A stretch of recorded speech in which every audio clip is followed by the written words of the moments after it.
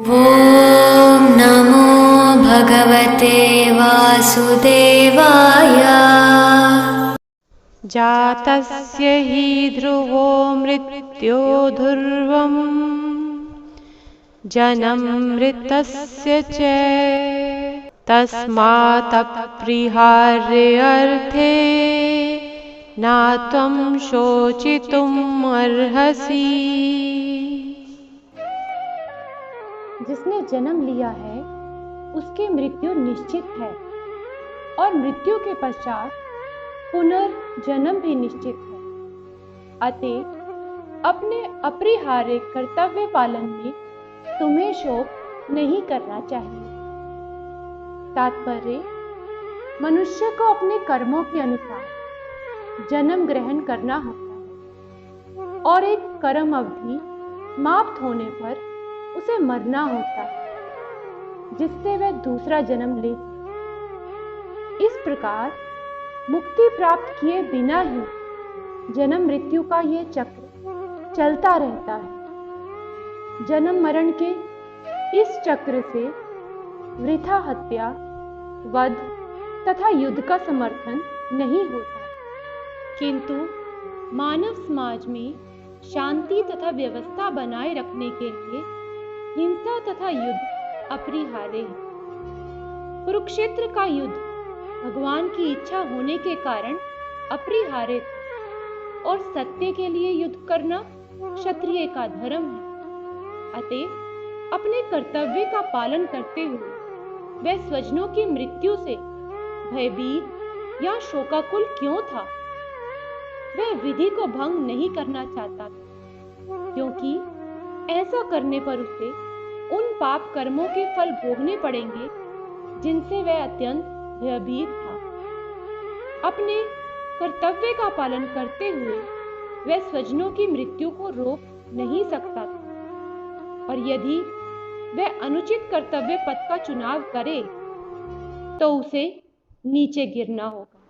अव्यक्तादीनि भूतानि व्यक्तमध्यानि भारत अव्यक्तनिधनान्येव तत्र का परिदेवना।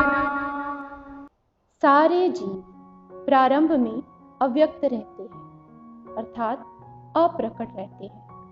मध्य अवस्था में व्यक्त होते हैं, प्रकट होते हैं और विनष्ट होने पर पुनः अव्यक्त हो जाते हैं, यानी विनाश होने पर पुनः अप्रकट हो जाते हैं। अतः शोक करने की क्या आवश्यकता है? तात्पर्य, यह स्वीकार करते हुए कि दो प्रकार के दार्शनिक हैं।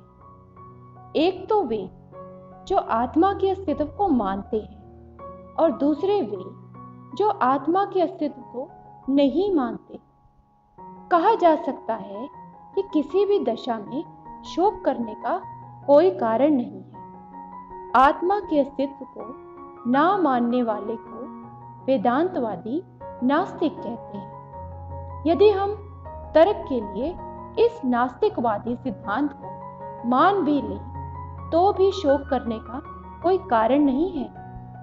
आत्मा के पृथक अस्तित्व से भिन्न सारे भौतिक तत्व सृष्टि के पूर्व अदृश्य रहते हैं।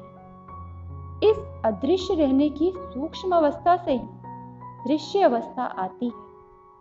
जिस प्रकार आकाश से वायु उत्पन्न होती है, वायु से अग्नि, अग्नि से जल और जल से पृथ्वी उत्पन्न होती है।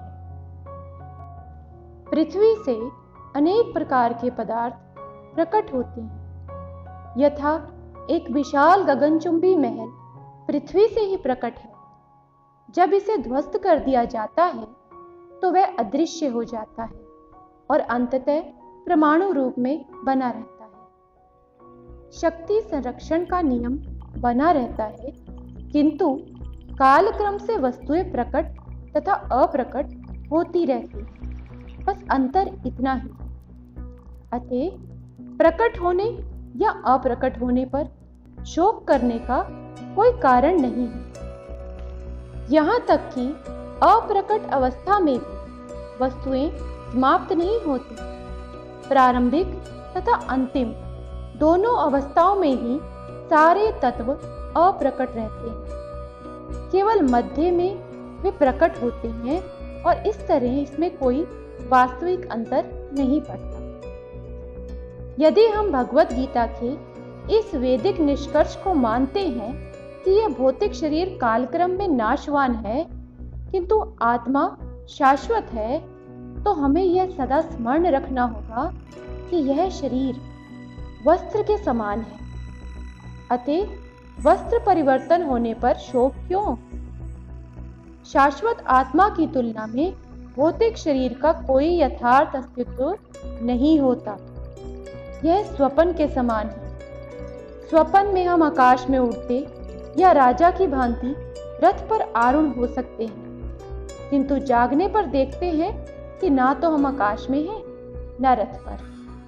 अतः चाहे हम आत्मा के अस्तित्व को माने या ना माने, शरीर नाश के लिए शोक करने का कोई कारण नहीं है। आश्चर्यवत् पश्यति कश्चिदेन माश्चर्यवद्वदति तथैव चान्यः आश्चर्यवच्चैन मन्यः शृणोति श्रुत्वाप्येनं वेद न चैव कश्चित्।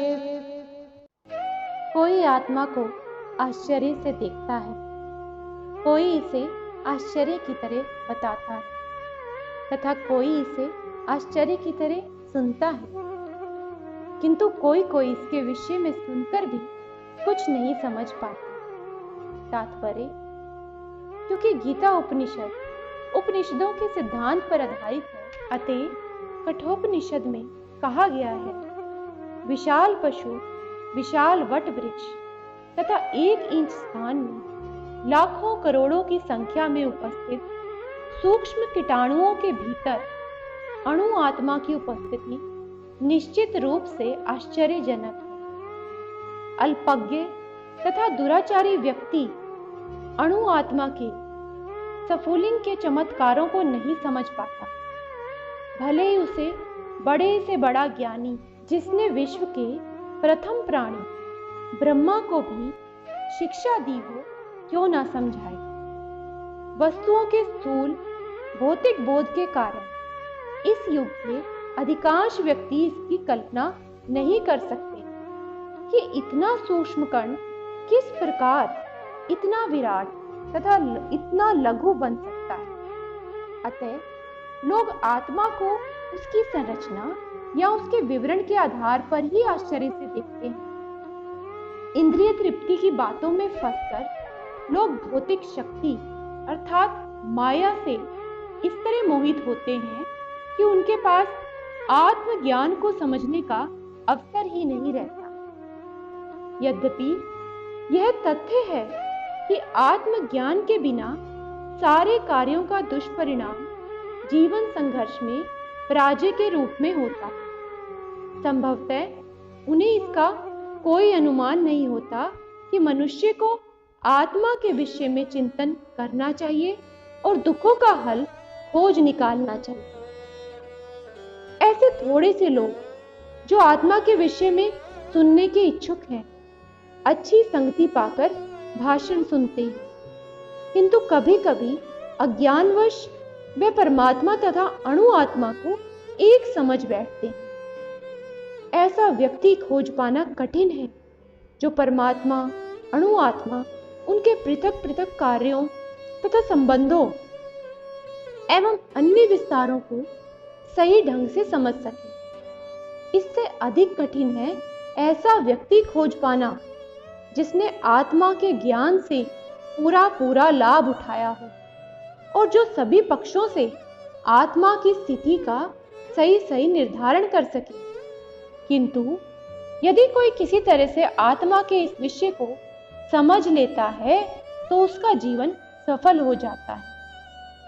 इस आत्मज्ञान को समझने का सरलतम उपाय यह है कि अन्य मतों से विचलित हुए बिना परम प्रमाण भगवान कृष्ण द्वारा कथित भगवत गीता के उपदेशों को ग्रहण कर लिया जाए।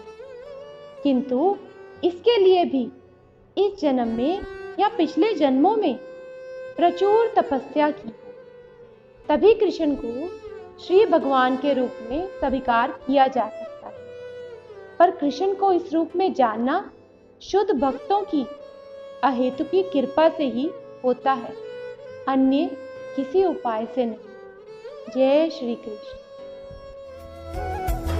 कृष्ण गोविंद गोपाल गाते चलो, कृष्ण